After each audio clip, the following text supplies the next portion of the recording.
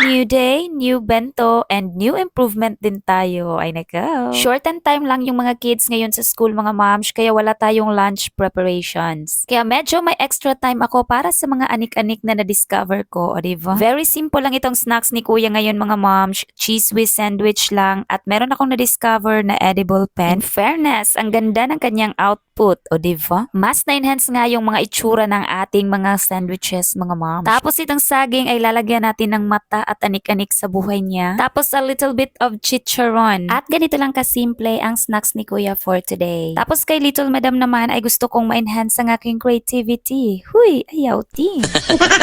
Nagpa-magic transition na nga din ako dyan, moms, dahil ako mauubos ang ating oras sa pag-i-edit. Sandwich pa rin naman ito mga moms, pero with a twist. Wala pa akong letter cutter, kaya ayun, mano-mano kong kinat yung pangalan ni Little Madam. Margarine and sugar lang din naman itong pinalaman ko sa kanyang sandwich mga moms. Plus effort para mas matamis, o diba? 30 minutes lang si Little Madam sa school, kaya eto lang ang kanyang baon. At ganito ang itsura ng kanyang pa-snacks today. At ayun lang muna mga moms.